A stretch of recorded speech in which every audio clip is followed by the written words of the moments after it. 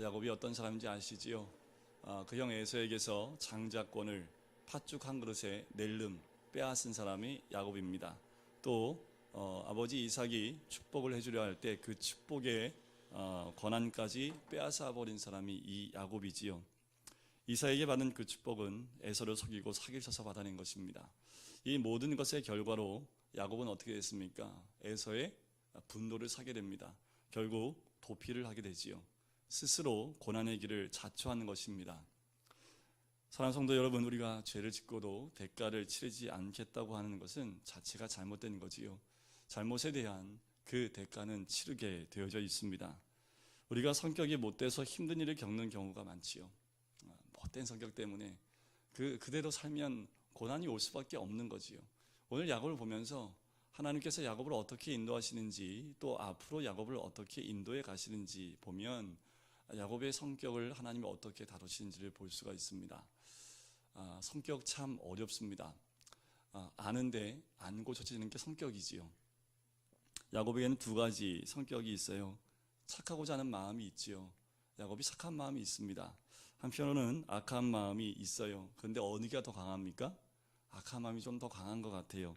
그는 아버지 이삭과 어머니 리브가로부터 경건한 교육을 받았습니다. 받을 수밖에 없지요. 그런데도 불구하고 이 야곱의 마음 가운데는 어느 마음이, 어떤 성향이 더 강하냐 하면 육적인 성향이 더 강하다라는 겁니다. 영적인 면이 없는 건 아닙니다. 하나님의 복을 갈구했고 또 장자권도 알았습니다. 이 모든 것 알고 또 갖고 싶어하는 마음도 있었지만, 그러나 그의 성품에는 육적이고 세상적인 것이 너무 강하게 흘렀다라는 겁니다. 야곱을 자꾸 넘어뜨리게 했던 것이 이 육적인 마음입니다. 죄는 인간 안에 죄의 성품을 만들어버려요. 그렇기 때문에 오랜 세월 이 죄가 성품이 되어져 쌓이고 또 쌓이게 되면 죄의 성품을 가진 사람들은 너무도 쉽게 유혹에 빠져버리게 된다라는 거지요. 잘못된 줄 알고 그렇게 하면 안 된다는 것 아는데 욕망이 너무 강해요. 내 안에 욕심이 너무 세요. 그리고 내가 하고 싶은 세상적인 게 너무 강해요. 어떻게 됩니까? 결국 넘어지는 모습을 발견할 수밖에 없는 거지요. 야곱의 경우 집을 떠나는 것으로 고난이 그치지 않았습니다. 여러분들, 야곱은 단지 그 한 번의 잘못된 선택으로 광야로 또 집을 떠나는 그 한 번의 고난으로 끝나는 것이 아닙니다. 그 이후에 결혼도 참 어렵게 합니다. 그리고 돈을 버는 것도 참 어렵게 10번 이상이나 외삼촌이 그 페이를 속여서 이 돈 버는 것도 참 힘들게 벌어요. 가는 곳마다 힘들고 어려운 과정들이 기다리고 있는 것을 보게 됩니다. 왜 그럴까요? 실수를 반복해서 그래요. 한번 욕심 따라서 선택한 것 때문에 죽을 고생을 했으면 다음에는 뭘 선택하면 안 돼요? 욕심을 따라 선택하면 안 돼요. 그런데 또 선택을 하지요. 우리 자녀들을 키우다 보면 애들이 그렇게 하면 안 돼요. 한번 혼났으면 다시는 그렇게 하면 안 되는 것 알지요. 그지요? 근데 또 하지요. 왜 또 하는지 아십니까? 그게 하고 싶은 게 너무 세다 보니까 아버지한테 맞았던 기억보단 하고 싶은 게 더 센 거지요. 그러니까 또 해요? 그럼 또 맞아요, 안 맞아요? 또 맞지요. 언제까지요? 안 할 때까지. 야곱도 마찬가지라는 겁니다. 성경을 보면 그 지나가는 모든 과정들을 보면 야곱의 성품에 문제가 있었던 거지요. 고난의 길을 겪으면서 또 똑같은 실수를 반복하는 야곱의 모습을 보게 됩니다. 사도 바울은 이것을 육에 대한 성품이라고 이야기해요. 하나님의 법을 섬기고 싶어 하지만 우리 안에 죄의 법을 섬기는 그 육적인 마음이 있다. 그래서 사도 바울이 로마서 7장에 뭐라고 얘기합니까? 오라, 나는 곤고한 사람이로다. 이 사망의 몸에서 누가 나를 건져내랴. 철저한 고백을 하는 사도 바울의 모습을 우리는 보게 됩니다. 착한 사람은 죄 안 짓나요? 착한 사람도 죄를 짓는 경우가 있습니다. 근데 착한 사람의 장점은 뭐냐면 후회를 빨리 하고 회개를 빨리 합니다. 그건 좋아요. 후회하고 회개를 했으면 그 다음에 하면 안 되는데, 착한 사람의 단점은 또 뭐예요? 또 곤방 있고 또 후회할 짓을 하고 회개할 짓을 하는 그 모습을 보게 됩니다. 왜 그럴까요? 육의 성품을 가졌기 때문에. 우리는 이 죄에서 그리고 이 성품에서 온전히 벗어난 사람은 단 한 명도 없는 거지요. 여러분, 우리 다 실수합니다. 그런데 육적인 욕심이 강할수록 더 많이 실수하고요, 좀 없을수록 좀 덜 실수할 뿐이지 실수하는 건 똑같습니다. 자, 10절 말씀을 다시 한번 볼까요? 야곱이 브엘세바에서 떠나 하란으로 향하여 가더니. 자, 브엘세바는 이 야곱한테 어떤 곳입니까? 태어나고 자란 곳이고 익숙한 곳입니다. 거기 있으면 다 알아요. 모든 사람을 다 아는 곳이 이 브엘세바라는 곳입니다. 거기에 또 누가 있어요? 부모가 있지요. 특별히 자기를 너무너무 아껴주고 너무너무 사랑해주는 어머니 리브가가 있는 곳이 브엘세바입니다. 그런데 어떻게 해요? 지금 떠나요.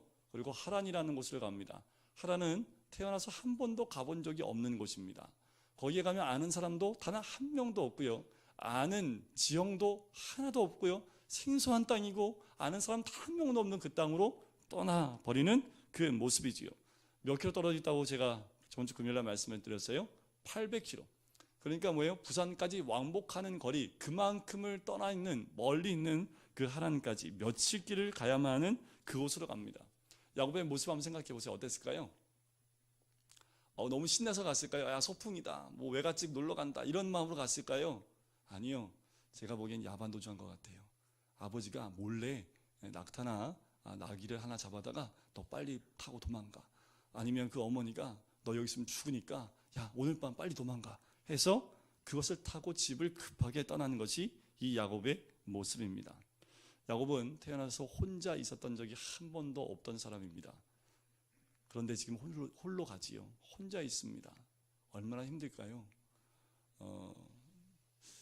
제가 처음으로 집을 떠나서 혼자 있었던 때가 언제냐면 군대 갔을 때입니다. 그래서 군대 가면 남자들이 바짝 긴장해요. 왜? 아는 사람 다 한 명도 없지. 가면은 눈을 시퍼렇게 뜨고 있는 선임병들이 쳐다보고 있지. 장교들이 빨간 모자 눌러쓰고 막 호통치는데 뭐 정신이 하나도 없지. 집에서는 엄마 아빠가 아무리 호통쳐도 눈 하나 깜짝 안 하는데 거기서는 생전 처음 보는 사람이 소리 지르는데 왜 이렇게 무서운지. 거기 가면 정말 바글바글 사람이 많은데 굉장히 괴롭고요, 외롭고요, 고독한 그 시간을 보냅니다. 지금도 제가 아직 생각나요. 제가 들어갈 때 얼마나 많이 들어갔는지요. 신병교육 때 가기 전에 모여있는 곳이 있습니다. 제2보충대 가기 전에, 흩어지기 전에 모이는 데가 있어요. 모였는데 너무 애들이 많아가지고요, 침상에 눕는데 누울 자리가 없어서 다 옆으로 잤습니다. 그때는 왜 이렇게 1월 7일 날 입대를 했는데 옆으로 잤어요. 근데 보초 쓰잖아요. 보초 쓰는데 보초가 끝나면 한 명을 깨우지 않으면 잘 수가 없는 거예요. 한 명 깨워지 그 사이에 들어가서 잘 수 있는 거예요. 그래서 3박 4일을 그 안에 있었는데 그때는 그냥 보고품 받고 뭐 이런 역할만 했던 곳이 그곳인데 참 외롭더라고요.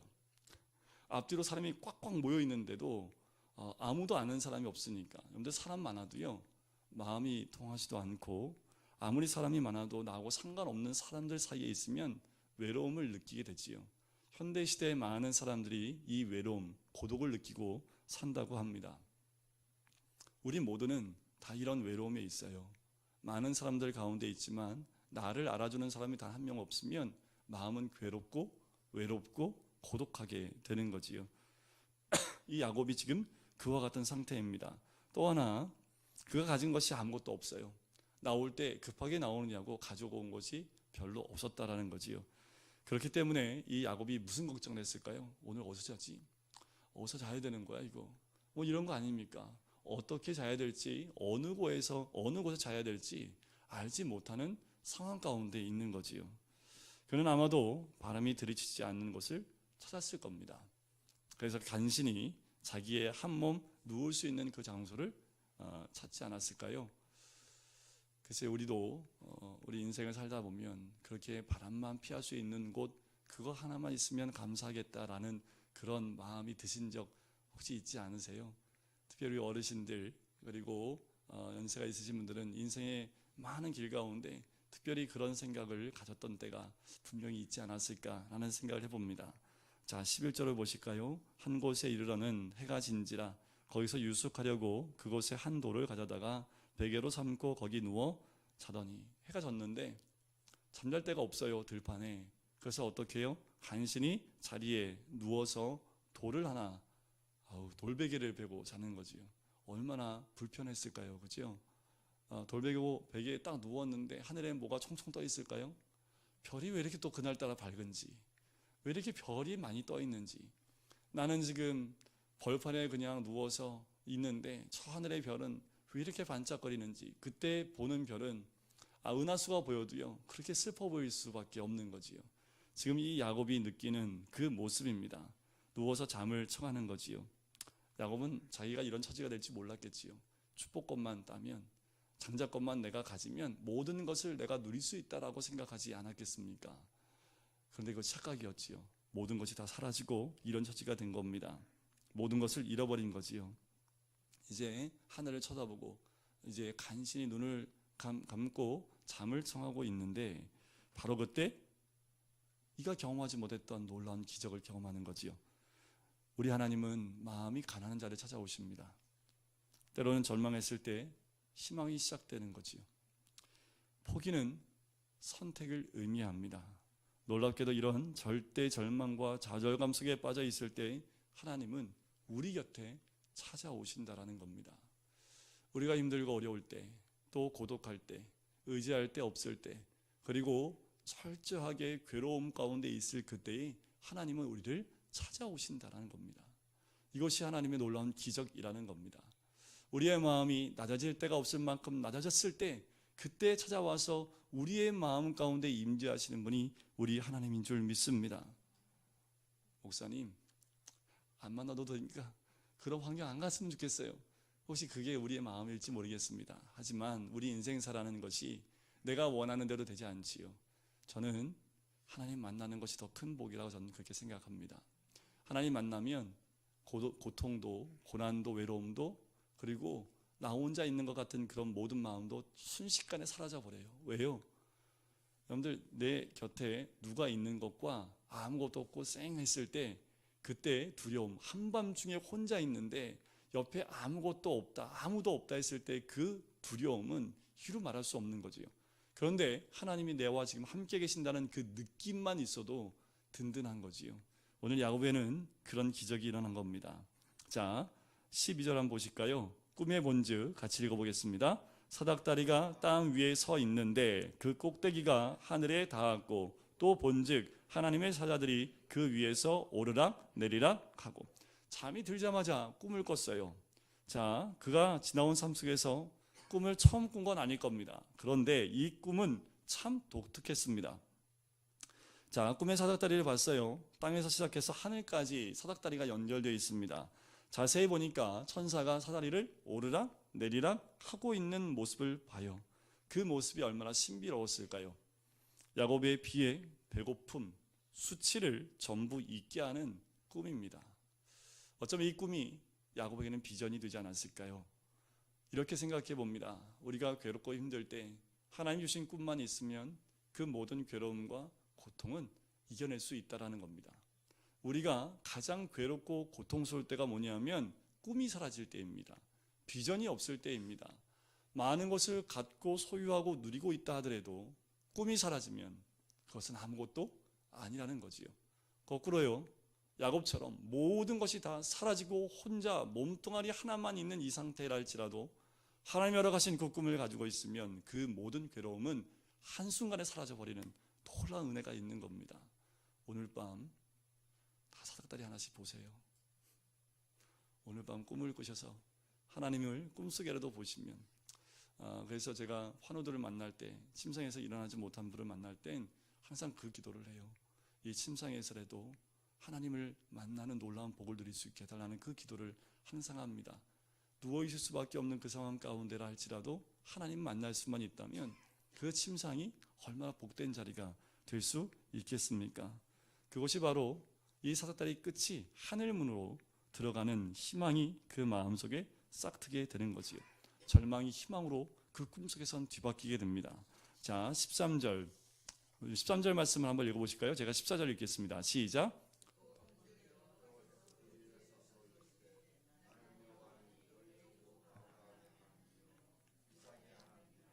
내가 누워있는 땅을 내가 너와 내 자손에게 주리니 내 자손이 땅의 티끌같이 되어 내가 서쪽과 동쪽과 북쪽과 남쪽으로 퍼져나갈지며 땅의 모든 족속이 너와 내 자손으로 말미암아 복을 받으리라.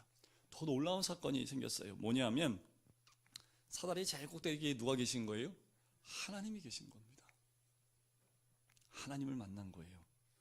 야곱이 전에도 만나보지 못했던 분입니다. 한 번도 보지 못했던 그 하나님을 처음 만나보는 거지요. 야곱이 경건한 아버지 이삭과 어머니 리브가에게서 하나님에 대해서 얼마나 많은 교육을 받았을까요? 하나님께 얼마나 그 아버지와 어머니에 따라서 제사를 수없이 많이 드렸을까요? 야곱이 그러나 하나님을 만난 것은 그 자리가 처음이었다라는 겁니다. 여러분, 야곱이 아무리 부모를 통해서 많이 배웠고 아무리 많은 제사를 드렸다 하더라도 야곱은 그때까지 하나님을 만나지 못했다라는 겁니다. 하나님을 만나는 놀라운 복을 누리시길 주의 이름으로 간절히 축원드립니다. 교회 나오고 하나님을 믿고 설교 듣고 성찬식도 하지만 하나님 만나지 못한 채로 우리도 10년, 20년, 30년을 보낼 수 있습니다. 우리는 하나님 믿는 것, 그걸 넘어서 하나님을 만나는 사람이 되어야 될 줄 믿습니다. 하나님을 만나는 사람이 곧 하나님의 사람인 줄 믿습니다. 그런데 이때 야곱이 하나님을 만난 것이 아니라 중요한 것은 하나님께서 야곱을 만나러 오셨다는 거죠. 이게 굉장히 중요합니다. 야곱이 하나님을 만나려는 마음이 있었습니까? 아니요. 오늘 본문 말씀에 보면 야곱은 하나님을 만날 생각도 없었습니다. 그런데 하나님이 먼저 찾아오셨다라는 거지요. 그 전에 하나님께서 야곱을 찾아오지 않으셨을까요? 야곱에게 오시지 않았을까요? 라는 거예요. 아니요. 여러분들 하나님이 우리를 찾아왔다는 거 믿으십니까? 여러분들 매일 하나님 만나고 계십니까? 그러면 하나님 우리를 만나러 오신 거 한 번도 없으십니까? 그렇지 않다라는 겁니다. 야곱이 오늘 만난 것 이전에도 하나님은 찾아오셨지만 야곱은 그 하나님을 보지 못했다는 거지요. 왜 못 봤냐 하면 여러분 이미 하나님은 찾아오셨지만 야곱이 마음이 높았기 때문에 하나님이 계신 것을 발견하지 못하는 거지요.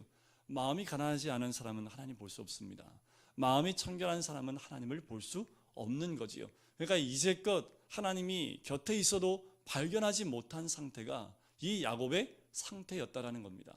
여러분들 바로 여러분들 옆자리에 하나님 계세요. 집에 가면 집에도 하나님 계십니다. 여러분들 일하는 일터에도 사람이 계시고요. 여러분들이 오늘 누구를 만났든 그 자리에 하나님이 계세요. 여러분들 그 하나님 만나셔야 됩니다. 우리 하나님은 어느 곳에든지 계세요. 어느 곳이든지 우리가 만날 수 있는 그 장소에 항상 계시지만 우리가 그 하나님을 보지 못하고 있다는 겁니다. 우리가 봐야지요. 그 하나님을 봐야지 우리가 기적 같은 것을 경험할 수 있습니다. 하나님이 나와 함께 하신 것을 경험해야지, 그것을 느끼고 믿어야지 우리 하나님을 보았을 때 그 느끼는 놀라운 은혜를 누릴 수 있다는 겁니다. 이 야곱은 심각한 상황에 부딪혀서야지 눈을 뜨고 입이 와 계신 그 하나님을 만나볼 수 있게 됐다라는 거지요.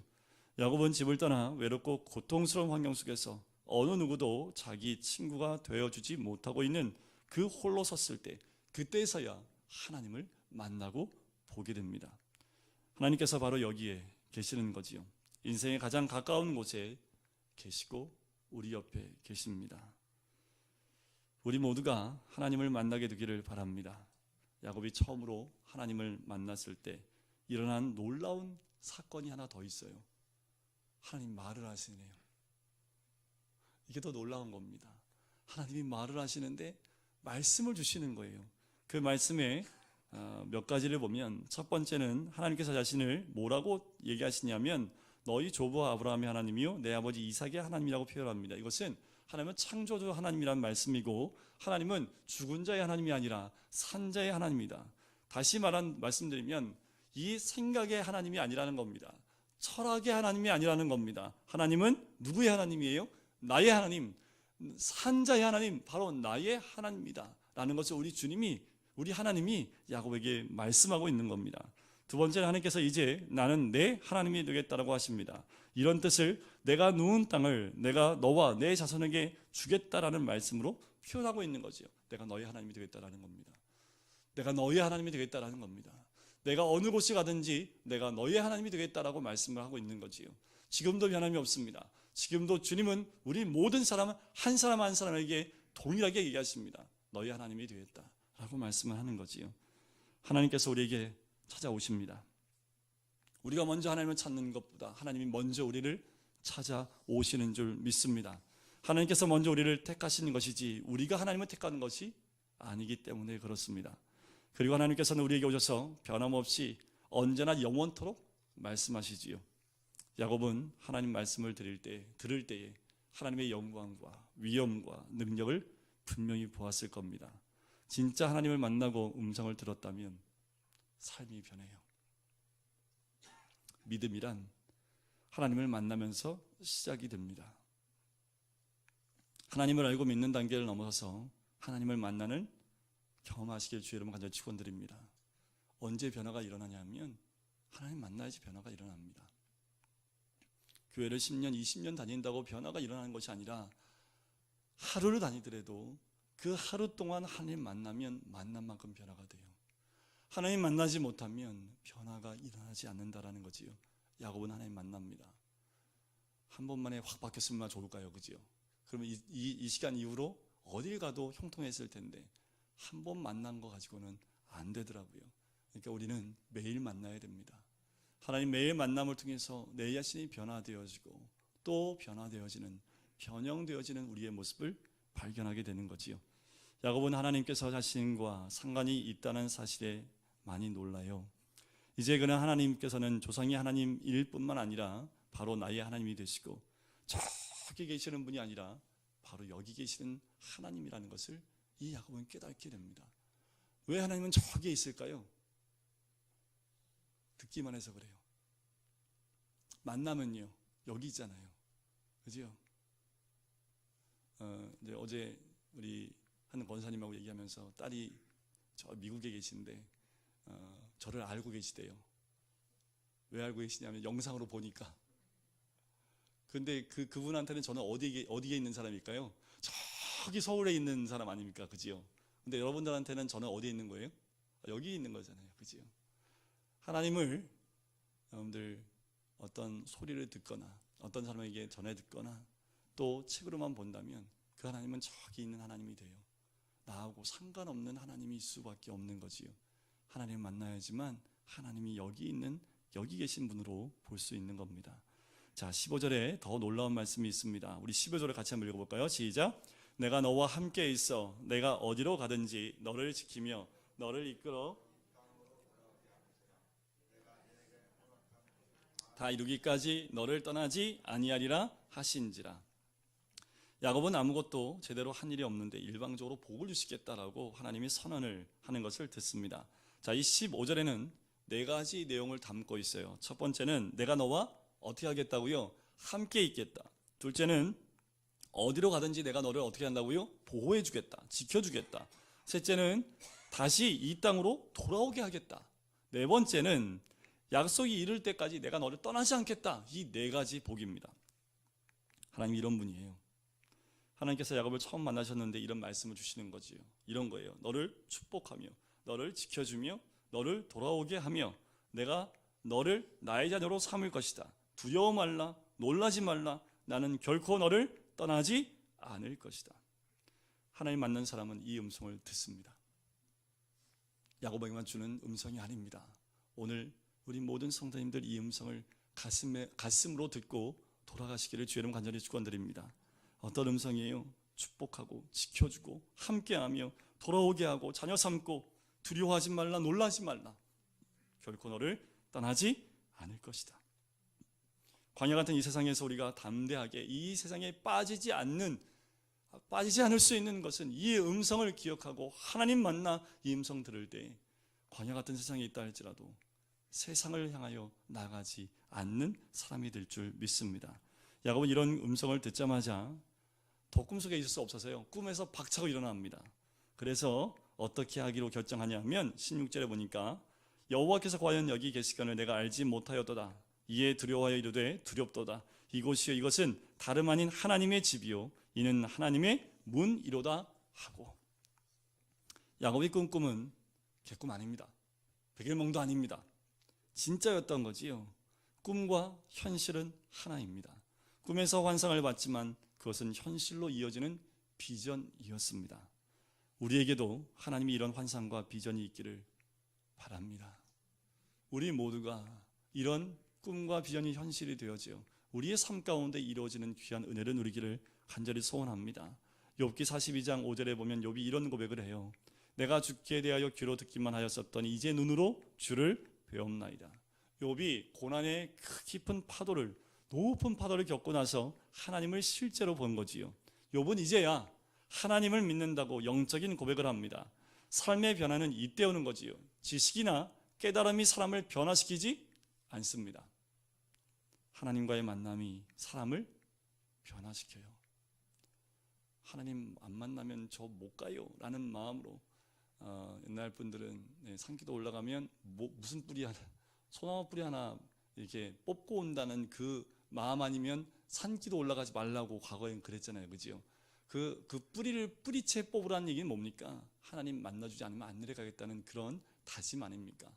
하나님 만나게 해달라고, 하나님 만나고 싶다고 밤새 울부짖고 기도하고, 그렇게 하나님 만나고 돌아오는 그분들은 초췌하지만 얼굴에 큰 기쁨이 있는 모습으로 내려오는 것을 보게 되지요. 여러분들, 우리에게도 그런 결단이 있었으면 좋겠습니다. 하나님 만나고 싶은 간절함이 우리들 가운데 있기를 간절히 소원합니다. 17절에 보면 두렵다라는 표현을 해요. 왜? 무섭다라는 뜻이 아닙니다. 두렵다라는 건 뭐냐면 하나님의 위대함과 그리고 그 능력과 현존과 그 영광을 보면서 무슨 마음이 들어갈까요? 하나님을 대면하면 경외감이 들어가는 거지요. 여기서 두려워하다, 두렵다라는 말은 경외감입니다. 바로 신앙인의 바른 태도는 이 경외감에서부터 시작을 하지요. 하나님을 경외하는 마음을 가지고 있으면 우리의 삶 가운데 하나님을 만난 것 같은 삶으로 살아갈 수밖에 없습니다. 진정 하나님을 만난 사람의 마음은 거룩함에 있는 줄 믿습니다. 자, 그렇게 야곱이 아침에 일어나서요, 자기가 베개로 삼았던 돌을 가져다가 기둥을 세웁니다. 그리고 기름을 붓지요. 그리고 그곳 이름 뭐라고 해요? 베델. 이 성의 옛 이름은 루스더라. 자, 하나님 만난 자는 언제 일어날까요? 하나님 만난 사람이 언제 일어나요? 새벽에 일어납니다. 새벽에. 여러분들, 야곱이 꿈에 하나님 만나고 해가 중천 뜰 때까지 자고 있다가 깼을까요? 그렇게 못하지요. 그죠? 야곱은 하나님 만나자마자 자기가 깨어서 일어난 거예요. 그 아직 해도 뜨기 아주 이른 새벽에 하나님 앞에 이 제단을 드리는 거지요. 하나님 만난 사람은요, 가만히 있지 못하는 거예요. 또 하나님 앞에 나오는 거지요. 과거의 삶과 달라진 것이 없이 그냥 그대로 살지도 못합니다. 우리가 계속해서 과거와 똑같이 사는 이유가 있는데요. 그 이유가 뭘까요? 왜 이렇게 우리가 변화가 안 될까요? 왜 이렇게 안 바뀔까요? 저를 보면 알아요. 왜 이렇게 안 바뀔까? 오늘 말씀의 결론을 받았습니다.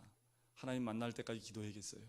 하나님 만나시 바뀔 것 같아요. 하나님 안 만나면 안 바뀔 것 같아요. 저도. 왜 이렇게 안 바뀌는지. 이 성질머리는 참, 우리 가족은 다 아는 성질머리라서. 근데 누구도 모르지요. 그런데 하나님 아시지요. 하나님 만나지 않으면 안 바뀌어요. 하나님 만나야지만, 하나님 만나서 그 존전 앞에 가야지만 이 모든 것들이 변화되어지는 귀한 은혜를 누리게 될 줄 믿습니다. 자, 이 야곱이 해가 뜨기도 전에 일어나서 베개로 기둥을 삼아요. 그곳 이름을 베델이라고 부릅니다. 하나님 집, 하나님의 집이란 뜻입니다. 바로 그곳이 성전이지요. 하나님 집이 성전 아닙니까? 왜 하나님의 집이 성전입니까? 하나님이 함께 하시는 곳이기 때문에 그래요. 여러분들, 어디가 베델입니까? 여기가 베델이지요.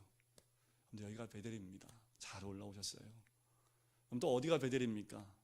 어디가 베델이길 원하십니까? 오늘 돌 하나씩 딱 가지고, 베델이 삼고 싶은데 다 가지고 가서 돌로 베개를 삼아 한번 누워보실까요?